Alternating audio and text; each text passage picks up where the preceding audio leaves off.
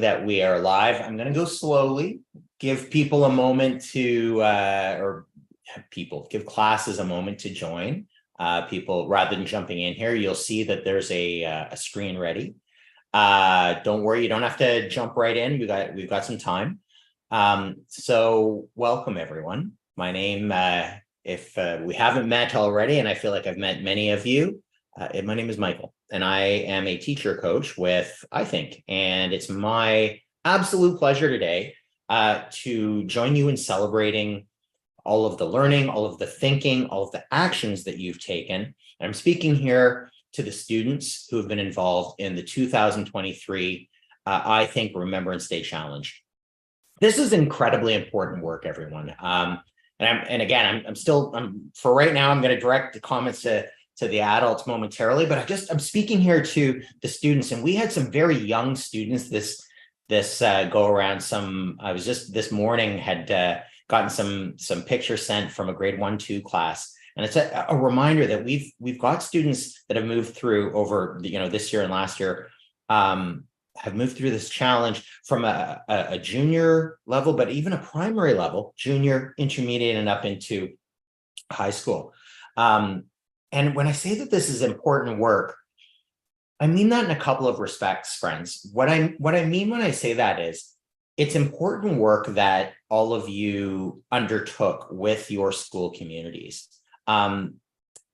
Remembrance Day is an incredibly important day. It can be a challenging day, a difficult day. And I don't mean challenging in the I think sense, but challenging in the sense that a lot of emotions come up, a lot of feelings. People can feel very strongly about how we remember and what we remember.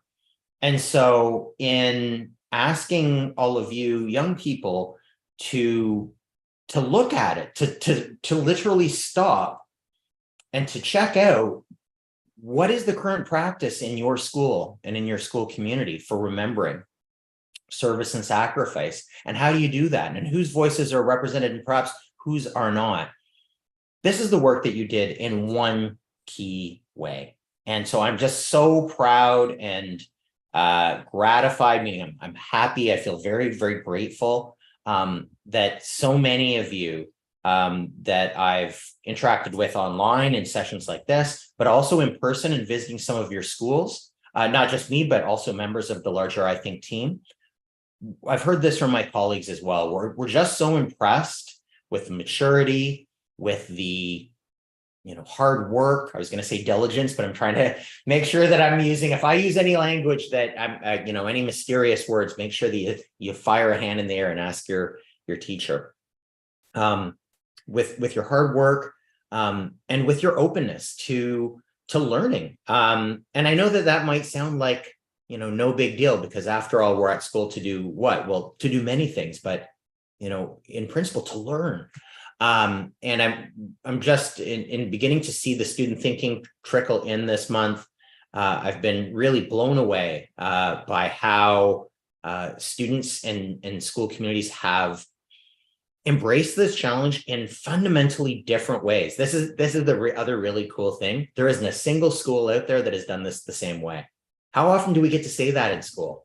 And that to me is maybe the biggest mark that real learning has been happening, learning that reflects who all of you are, who your families are, who your friends are, and who your schools are. And so we're doing this, we're adding to our stories. We're adding to who we consider when we stop, when we pause, and when we reflect and remember.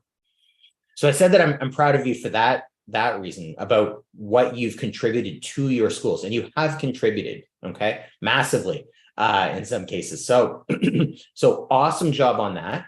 The other reason that I wanted to say, a real shout out to the students is because you haven't simply contributed to your school communities, you've also you've made a contribution toward yourself and toward your peers, like your classmates, meaning you've taken on a different way of problem solving. And I really want to say at the outset that, that can be hard as well in a different way. Learning new things, doing things differently takes time. It takes practice. And of course, we don't live in a world these days. In 2023, I think we've collectively, like most people, we expect results like that. We want them quickly, okay? Call up the app, hit the button, okay? Dopamine hit, boom, okay? And on we go.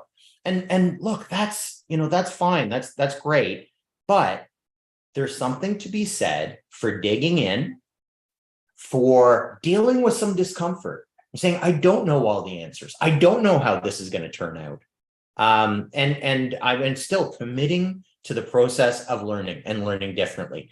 And so although today marks in some ways the end of our challenge, and we celebrate you, the students, and you, the teachers, and all of the efforts that you've made, it would be inaccurate for me to be saying to you today that this is the beginning of the celebration. I feel like I have been celebrating you and your efforts across the last, nearly 7 weeks now. So awesome job, students, teachers. I know that we have a separate celebration for you tomorrow, and as I've thrown out 2 people online, that's going to be a drop-in session, so that really the purpose of that is to provide a forum and an opportunity for you to give feedback to me, to reflect on your own efforts and those of your students, and to connect with colleagues from across the Greater Toronto area so that you can share, what worked, maybe what didn't, but presented perhaps a learning opportunity, and what you might take forward into next year, whether that is a challenge early in 2024 that you're interested in organizing around some aspect of study in your class, or perhaps to solve a problem in the school itself, or maybe it's looking ahead to Remembrance Day of 2024. It's never too early to do that. And recognize that the process of moving through an integrative thinking challenge is, well, challenging. I know from my own experience that the first pass, even 2 that I went through, I really felt unsteady. I felt unmoored from my regular ways of thinking and of doing things. And so for all of you who have had the courage, and I do mean that word intentionally, to try different things, to change up your teaching practice, and to sort of lean into the unknown, good job to you. Particularly since we often work in a system that discourages that kind of courage, that kind of openness. So good on all of you. I really appreciate you. And I hope that this is, as I say, not the end, but a beginning or a continuation to our work together, not just with me, but again, representing my colleagues at I Think. Okay, students, and I'm hoping I left this up on screen intentionally to give classes some time, but I'm also going to rest my vocal cords for a moment here and give everyone just 1 minute to make sure that all students who are in attendance, and adults as well, have a piece of paper and something to write or draw with. So that could be a pen, a pencil, a Sharpie, whatever works for you.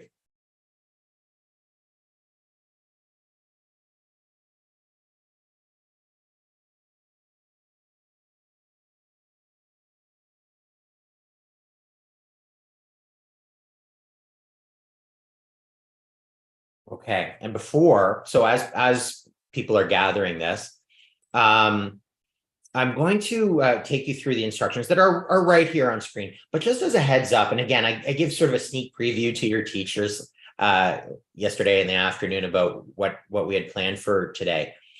For the students who are here with us live in attendance, or for those of you who are perhaps completing this celebration independently, asynchronously, at a time that works better for your school and for your class, I really want to emphasize that the purpose of our activities today is really to celebrate, to recognize where you've gone, where you've been, and to provide some time for both quiet reflection and for communicating with either partners, teammates, groups, or your entire class. And so there will be opportunities over the next, half an hour or so. We're not going to stay too long today, but to tie some of the loose ends together to solidify your thinking and your learning as you've moved through this challenge, so that you can really consolidate and take in and make this learning part of who you are.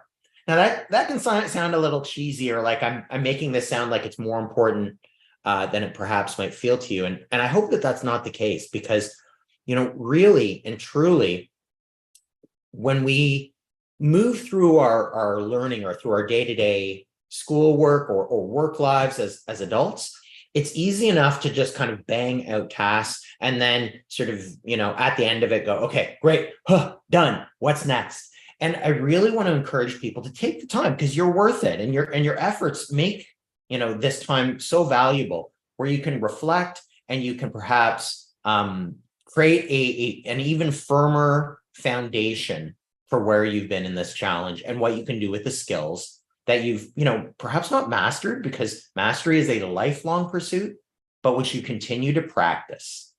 Okay, so our first one, and this is, and it's reflected here in the slide, an exact duplicate by design, okay, of exactly how we started this challenge during the launch a little over a month ago. So I'm going to ask students, just put your pencils down, your pens down, okay?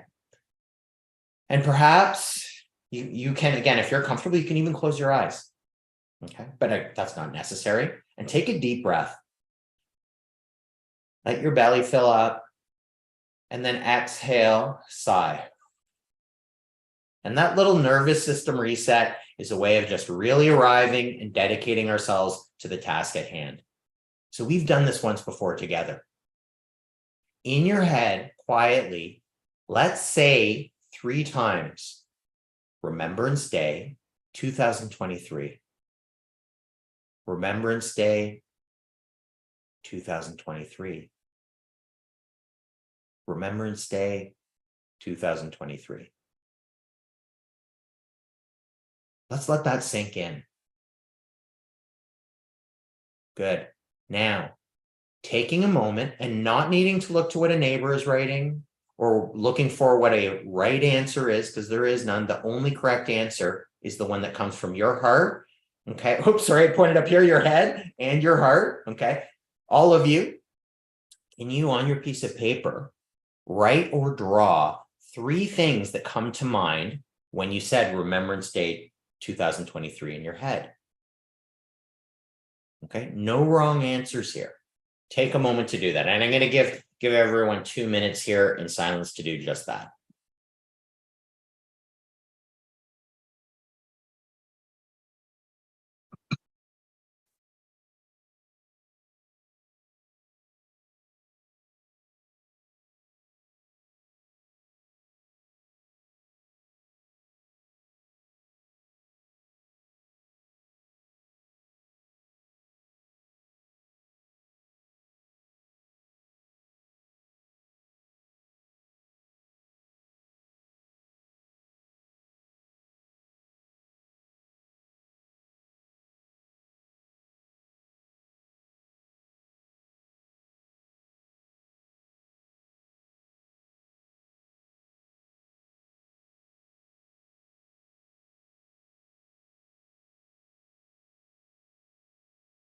Getting our ideas down. Recognizing that there is a time for thinking and for problem solving, and that there are also times for reflection where we relax our minds, where we let whatever answers come up. Okay, so that's what we're about here. And then, as the slide says, I'm going to ask you all, can you remember, if you were present at the launch and if you took part in this exercise where we were just saying Remembrance Day, we weren't saying 2023, but I added 2023 here to essentially the same exercise. And so you might reflect, what did I think about? What came to mind? What came, from my heart when I thought about Remembrance Day 7 weeks ago? Where did I go? Were your answers, were the things that came up, traditions that your family might hold, or that your school might observe, or perhaps just individual experiences that you had, maybe things that you had learned in particular classes, again, depending on your age. And now look at what you've got in front of you today. Has your thinking changed? Have you changed, is the question. Because when we're learning, our minds are literally changing. And so I suspect, like many of you, I also would say, I have changed. I have changed significantly through my work through this challenge, both last year and this. It has changed the way I feel about service, the way that I understand all the many ways that people serve. So this year we heard from peacekeepers, we heard from non-combat officers. My apologies, I've got a very active and angry dog in the background. He gets very excited about Remembrance Day. I'm just going to mute for a second. Okay. So my apologies, everyone. Okay. So to regroup there, we're looking at how we've changed, and that is something that we can see through our learning. Okay. And that's something that you can share with your parents, your guardians, your friends, your teachers, or you can keep to yourself. Okay. So moving on to our next slide. Okay, so here we have a slightly different reflection activity. Okay, and we can all do this, teachers included. You're welcome to participate in this. So this is 3, 2, 1. How has learning changed you? Okay, so I'm going to put these out together, and you might even on a piece of paper. So you can see here, I have paper and something to write with. I'm going to write at the top of my paper a big numeral 3. Okay, and then about 2/3 of the way down, a 2, and then right at the bottom, a 1. Okay, I know it's backwards there on the camera, but I think you take my point there. Okay, got it. Now the instructions are going to come up on the screen here. First, can you put onto the piece of paper, and you're going to have to think about it for a little moment, okay, for a moment, 3 things that you either saw or that you heard as we move through the challenge. Okay, let's take a moment there before we move into the 2 and the 1 to deal with 3 things. And what's super cool about this is what popped, what resonated, or what really grabbed individual people is going to be super different for all of us. Okay, different things will have landed. So I'm going to give you a moment. I also am going to get my 3 things down. Okay, so I'd encourage everyone to take a moment to do this.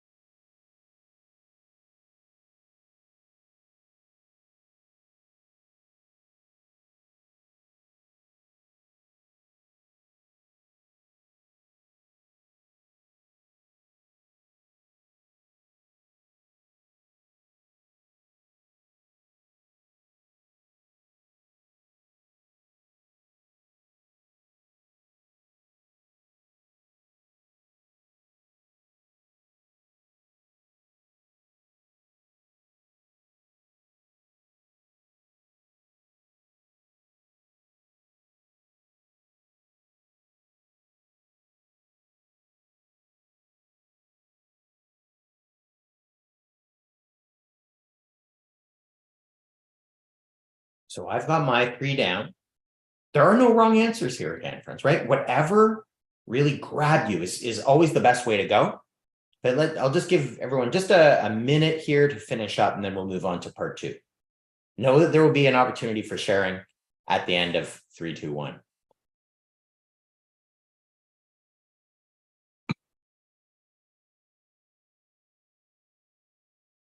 Okay, so moving on to our next slide, or our next component of this slide, I should say.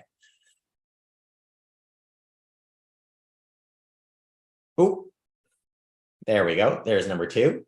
Okay, can you identify 2 new things that you've learned? So you'll notice that in the 3, it might have just been something that just you saw in passing one day. It wasn't a big aspect of this project, perhaps. But in this second stage, I'm going to ask you, beyond expanding your understanding as we did in the first part, deepening. where did you go deeper in your own learning? It might be a particular aspect of the I Think challenge. Like maybe 2 new things that you learn, maybe one of them is how to set up a pro chart in order to deconstruct a problem and to consider it from a variety of different perspectives so that we can take the best ideas out. Maybe it was something that you learned about Canada's history of service and sacrifice. Maybe it was a global story or some other story of war and peace and conflict globally. There are so many ways that you could go here. So let your mind be big as the sky, so that you can really just settle and decide, what are 2 new things that you learned? And I'm going to add to my list as well.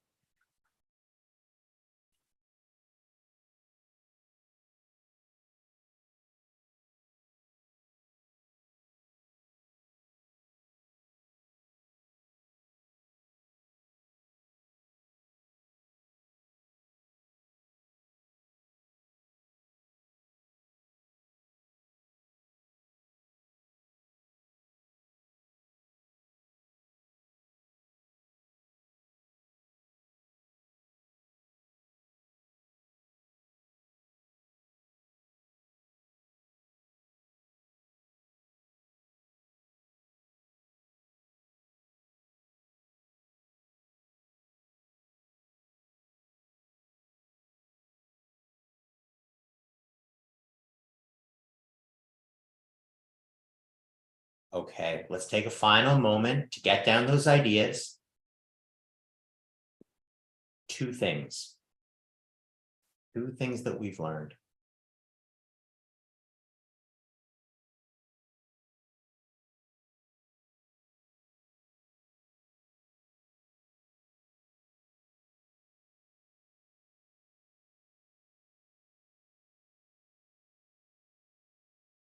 Okay.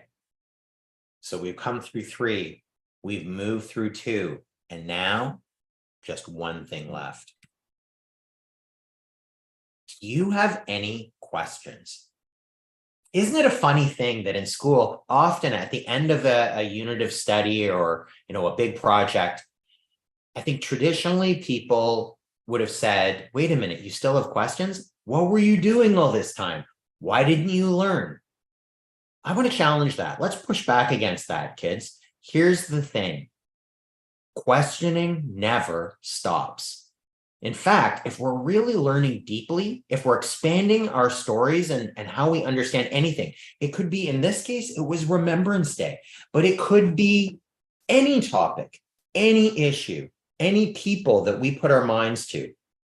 So I would actually say that when we're asking questions and when more questions present themselves over time, we know that we're on the right track. Okay, so the question that you might ask yourself here is there a question? Maybe it's an old one that hasn't been answered yet. Maybe it's a new one that's presented itself as you've gone through this challenge, whether it's been in your own work or perhaps something that you observed in the ceremony, or, it could literally be a different perspective. I had the pleasure of listening to a grade 7 student, or rather grade 7, grade 8 student at a school, Dr. Rita Cox, last week, who was talking specifically about a very, grown-up concept, post-colonialism, and how their own perspective and family experience had been impacted by this particular thing. Now, in our celebration today, I'm not going to get into a whole lesson of colonialism and post-colonialism. That's a tongue twister, and what that means. But that right there, I may have suggested a question to you, and your questions could be wildly different. But I was struck by this student in particular and how curious they were and how they hadn't asked these questions before. And as a result of their work and their classmates' work through the challenge, not because of anything we did at I Think, we really just set the table, and then the students took it, and with the support of their teachers, you've kind of made it your own. Okay, so that question really, it just lit me up, made me excited and really proud to have been involved in this process. You might ask yourselves, what is a question that you could ask to be even more historically accurate in the future. And note, historical accuracy doesn't just mean eliminating errors or mistakes. It also means considering stories and perspectives and people who perhaps have been ignored for far too long. So, what's your one question? Let's take a moment, just a moment here, to reflect and then to get that question down, knowing that you don't have to answer it today or even necessarily ever, but you're planting a seed for future learning in doing so.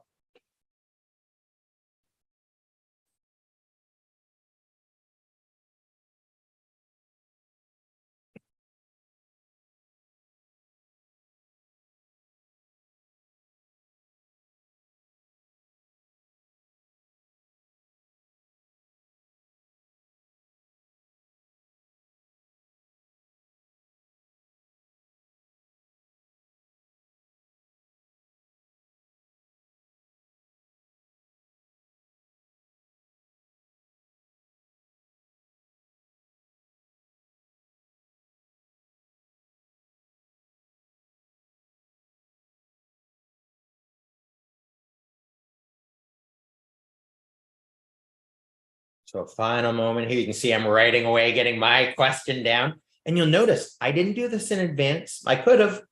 I'm with you. I'm trying to work through the activities in real time with you.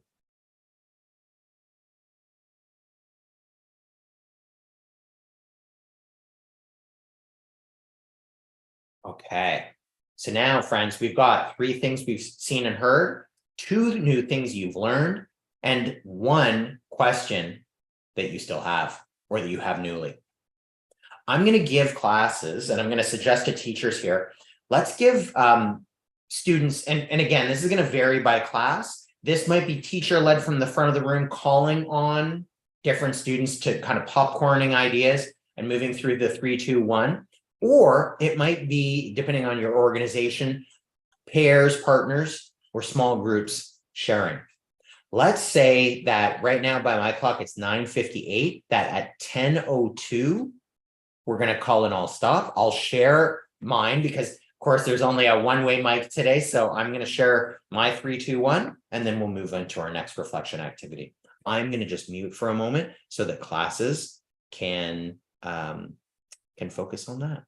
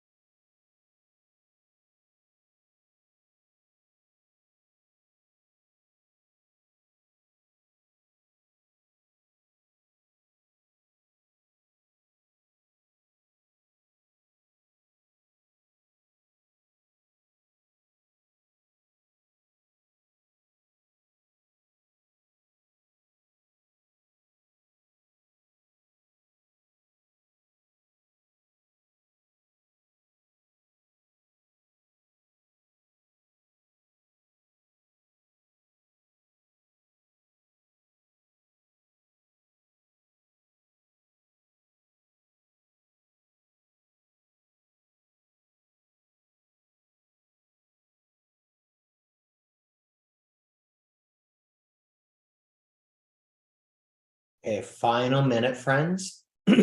So, pardon me. So getting those last ideas out, if we're in a group debrief, perhaps moving into our last person, and I'll call and I'll stop in a little less than a minute.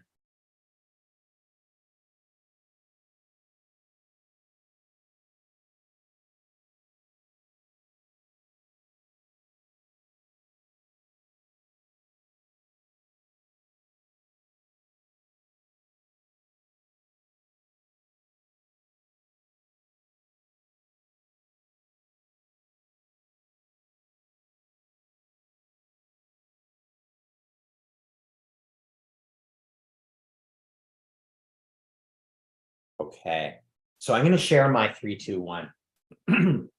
3 things that I saw or heard as we move through this challenge. 1, the remarkable display of poppies at Lord Dufferin Public School.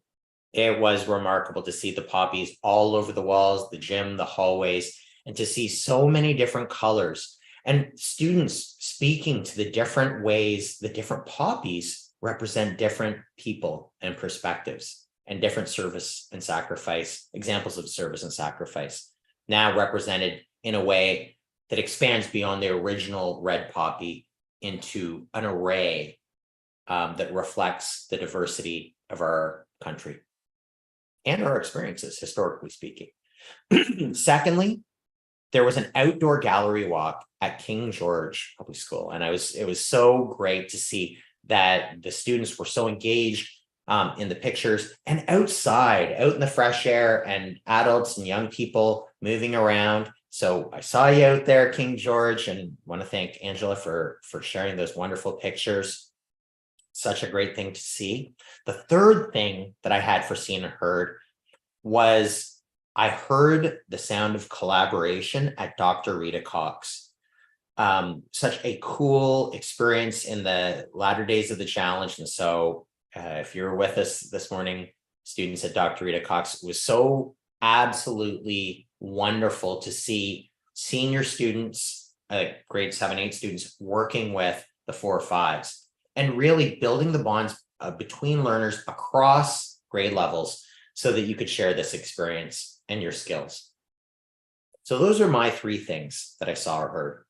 The 2 things that I learned in this challenge, I learned so many more things than 2, but the 2 that stuck out for me, 1 was a story about the activism, the struggle that had been undertaken to basically get the Canadian Legion to give a service pin for specifically Black Canadians who had not been recognized in that particular way. And I saw, again, we had one of our participants, wearing that pin, which had come through, years-long effort of writing letters and making phone calls and mobilizing community. To see that our ceremonies and the way that we reflect and remember more accurately and more equitably reflect the experience of those who served. The second thing that I learned, so that was one, again, that wasn't just something I saw, I had no idea. And it was so gratifying again to see that, to learn about that. The second thing was actually from one of our speakers in our speaker series, retired Brigadier General Greg Mitchell. And Mr. Mitchell shared, at some length, a discussion of the changing nature of peacekeeping. Now, why is that such an important bit of learning for me?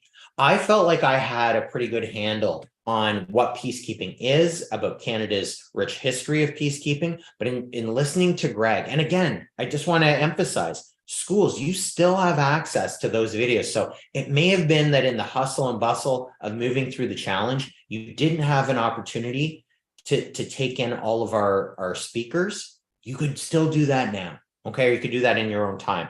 Greg really shifted my perspective, so I appreciated what I learned from him about peacekeeping.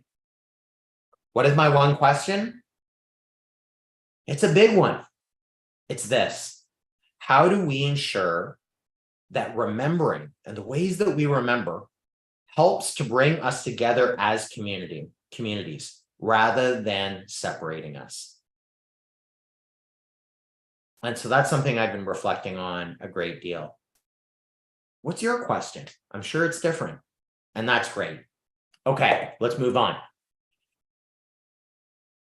So this is meant to be a class reflection and share. And so I won't be doing as much of the talking here. I'm simply going to point out here, and this would be, literally 5 minutes or less for classes to look at the 3 aspects of the challenge that we really keyed in on, we really focused on. Now, these were not part of the integrative thinking journey, where we were dealing with opposing models, we were building empathy, in other words, learning about remembrance, learning about war and about peace. And then, working through our pro, taking our results, seeing what all the different stakeholders had to say, and then, suggesting, new recommendations by building better models. All of that work was underlined by the ways that we expanded, we deepened, and we reflected historical accuracy in our work through this challenge. So here, a moment for students and classes to really share there. You might spend 1 minute on each of, how did you expand the stories? How did you deepen them? And then how did you make them more accurate? So I'll leave you for 3 minutes, and then we'll come back to our final activity.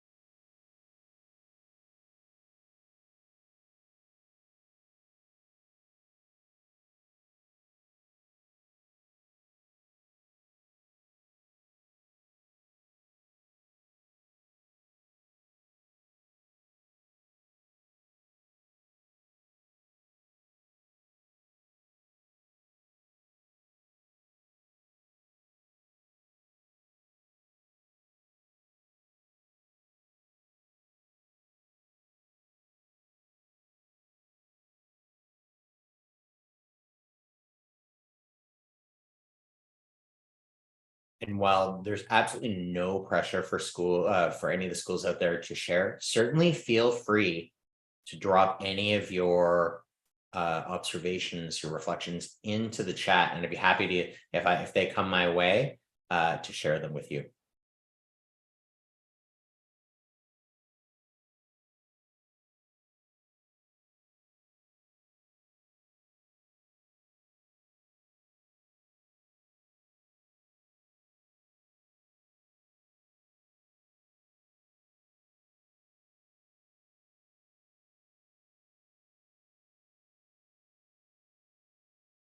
Okay. So look, as I say, this is just like a prompt for us to be reflective and to continually come back. It's not a one and done. Learning gets richer, gets deeper, gets more relevant as we return to it over and over again. So I hope that this will continue to be something that shares your lives as learners, okay, young people and teachers as well. All right, our last activity.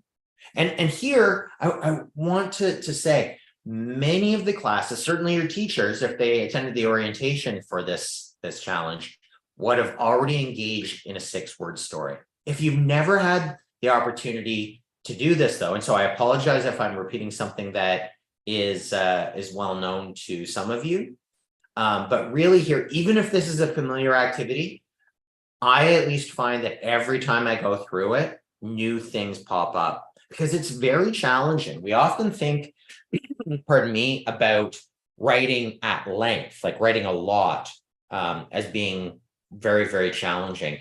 And yet I actually find personally that being concise, being short and specific can be even more challenging. So that's our task here, a final one for all of us as we wrap this challenge together. So we're going to tell the story of what you took away from this challenge in 6 words. So how do we do this? First, think of what resonated most strongly with you this Remembrance Day in 2023. We've talked about this already, so you could pick out aspects of our reflections and our discussions already. What did you learn? And maybe even equally, or perhaps more importantly, how did it make you feel? How did learning different ways of serving or being impacted by war impact your perspective? You see, when we're learning, the people are still with us, the people that have been impacted by war or served through a war. We're keeping their stories alive within us and within our communities. So pause and reflect in that way. And then what you might do is turn to a partner close by and share what resonated with you, what resonated with them. And based on that, can you capture that in 6 words that demonstrate this feeling or learning? And then finally, you might write these down and share them, whether that's on the board of your classroom or on the walls, or just in discussion with your classmates and your teachers. I will give you my example, which I wrote just a moment ago. It describes my experience of all of you in this challenge. Bravely learned, changed perspectives, past, future. So looking at our past, recognizing our future, seeing the interrelationship, and those brave learners are you, and those shifted perspectives, I hope, are all of us. So I'm going to give students here and classes free rein to do this. I also recognize that we're getting close to Remembrance Day. Pardon me, to recess for many classes. My apologies. So what I'm going to suggest is, if there are any final shout outs, any comments, any clapbacks, or anything at all that anyone out there would like to share, please drop it into the chat now, and I would be happy to broadcast it out more broadly. I'll give classes a moment or two to do just that. And then what we can do is end the online session, and you can take your reflections and your 6-word stories into your class activities to share as a group. So channel is open. Feel free to drop your ideas in the chat, and we'll just wait a moment or two there before we either hear from you or close out. Thanks, everyone.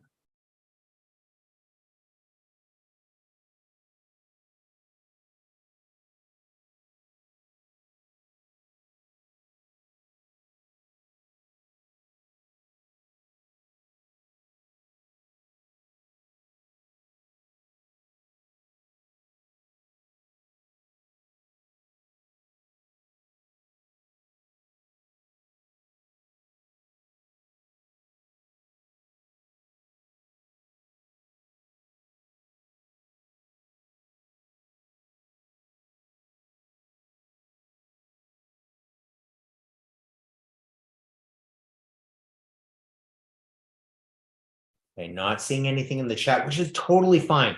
I really do hope that this challenge has been an outstanding experience for you. I hope that it's not the end, but rather the beginning of learning in this way. And I hope that Remembrance Day will continue to share an important part in your lives, in your learning, and in your communities. On behalf of the larger team at I Think, our fearless leaders, Josie and Noga, my partner in this endeavor today, and all these online events, Emily, Shelley, and Margarita, and to all our greater team, Alice, who did so many great graphics for us. I'm just shouting out to all of you, simply because, often as the public face of this, people and students, I had a number of you say, talk to me like I'm, the guy on the internet. It's far more than one person. It's your teachers, it's all of you. And like I said, my heart and my head full of learning and full of pride in what all of you have brought to the table. So with that, we're going to sign off for today. Teachers would love to talk to you tomorrow in our drop-in session, and otherwise wishing everyone the best for a safe, holiday season, wonderful celebrations in your school community, and continued work together in the future. Be well, everyone. Take care.